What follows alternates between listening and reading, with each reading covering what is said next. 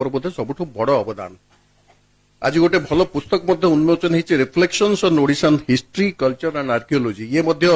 आज विषय वस्तु जहाँ doctor Arvind Bose doctor Rudra Prasad Behera doctor Soumyaranjan Sahoo संपादना कर डॉक्टर प्रफुल्ल कुमार महांती स्मृति उद्देश्य अर्पित कर विषय वस्तु अनेक किसी तथ्य आमको मिल आमर सबुठारु बड़ जहा हूँ माने आमे कहि परिबा जे हमर संपत्ति बा संपद ता होची जगन्नाथ संस्कृति बा जगन्नाथ सहित आमर जो निबिड़ संपर्क तो जगन्नाथ संस्कृति रे कोन देखा जाए जे एथिरे प्रकृति पूजाटी बड़ स्थान पाए जगन्नाथ निजे दारू रे निर्मित होंती एवं तुलसी दयना इत्यादि इत्यादि तांको सहित संपर्कित हुए रथ मध्य से भली तयारी हुए परिवेशरु तापरे जो चारमाल हुए अन्य सबुठी किछि ना किछि आमे परिवेश सहित संपृक्ति को देखू चंदन काठरे से चंदन घोरी हुंती एवं तांकर जो प्रसाद हुए अन्य जहाँ नित्य नैमित्तिक जिनस हुए सबुथिरे आमे प्रकृति सहित एक संपर्क देखू एवं जो गुडी को अखाद्य बोली कहा जाए ता मंदिर रे निषेध तो ये गोटे बड़ अवदान नुहे कि जेणु जगन्नाथ संस्कृति सहित जे सम्मिलित से मते जानिबो जे मनुष्यर जो कार्यकाल बा समय अवधि बंचबार से केमती जन्म ठार आरंभ हो मृत्यु रे शेष हुए क्या देवता होइले मरई बोली जगन्नाथ दास कहते भागवत रे तेणु आमर ठाकुर से नवकलेवर हुंती तेणु ये हूँ गोटे बड़ कथा जे आमे जो माने संसार को आसचे समस्ते अलिक मात्र एवं सामयिक भाव में आमे आसीचे परवर्ती समय आमे रहिबा नाही आम पूर्व जो माने आसथिले से माने रहि नांती कि आमे भी रहिबा नाही तेणु ये कथाटी को तो शिखा जाए तेणु जेतिकी समय तुमे रहिबो सेतिकी समय तुम्हें तुम कर्तव्य कर चल एवं किसी ना किसी समाज प्रति अवदान दे चल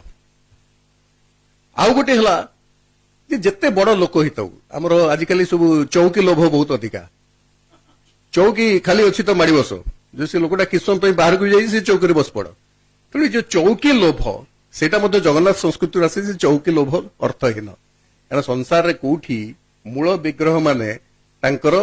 रत्न सिंहासन छाड़ी के आसंती नाही जोड़ी जगन्नाथ आसंती एवं केमती आसंती पुणी छेचा कचा खाईकिरी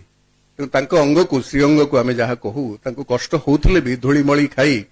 तांको टाणी घोषाड़ी की जो नेकी आनंती एवं गत थर तो आपण देखिथिले श्री बलभद्र रथ उपर खसी पड़िया को जाउथिले तेणु सेथर मध्ये तांकर आनंद अछि काना से भक्तंक भगवान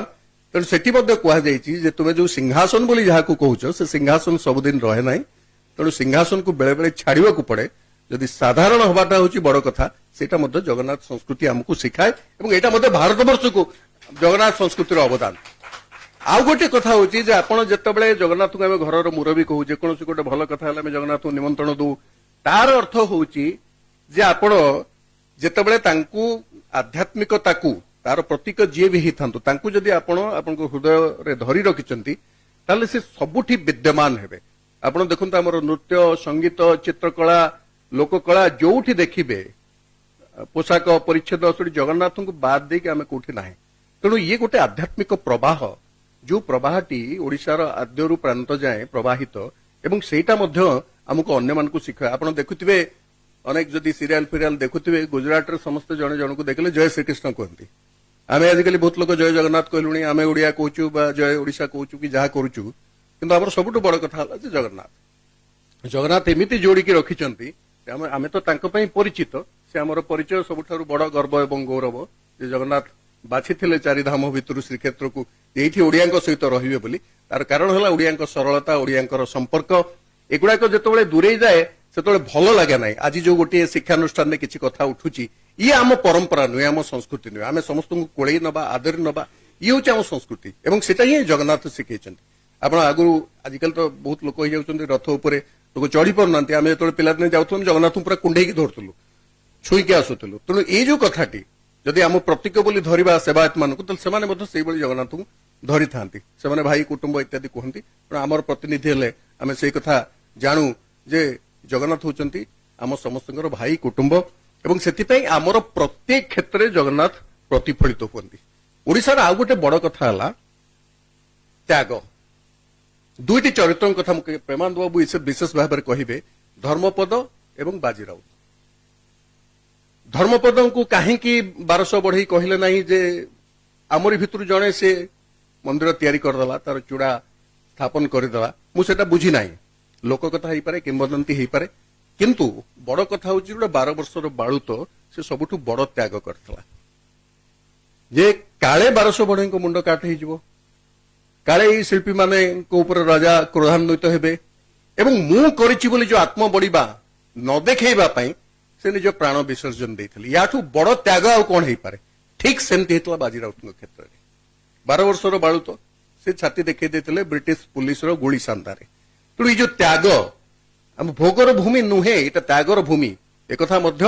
ଆକବରଙ୍କ ସେନାପତି ମାନସିଂ କହିକି ଯାଇଛନ୍ତି ଯେ ଇଏ ନୁହଁ ଯୋଉଥିପାଇଁ ଆଜି କେହି ଜଣେ କହୁଥିଲେ ଯେ ପୁରୀର ଯୋଉ ମୁକ୍ତିମଣ୍ଡପ ତାକୁ ତିଆରି କରିଥିଲେ ମାନସିଂ ତେଣୁ ସିଏ ଆମର ମୋଗଲ ଆସିଛନ୍ତି ବ୍ରିଟିଶ ଆସିଛନ୍ତି କେହି ଜଗନ୍ନାଥ ମନ୍ଦିରକୁ ଆକ୍ରମଣ କରିନାହାନ୍ତି କିଛି ବ୍ୟତିକ୍ରମ ବ୍ୟତୀତ ବର୍ଗୀ ମାନେ କିଛି କରିଥିଲେ କିନ୍ତୁ ଅନ୍ୟମାନେ କରିନାହାନ୍ତି ତାର କାରଣ ସେ ଜାଣିଛନ୍ତି ଯେ ଜଗନ୍ନାଥ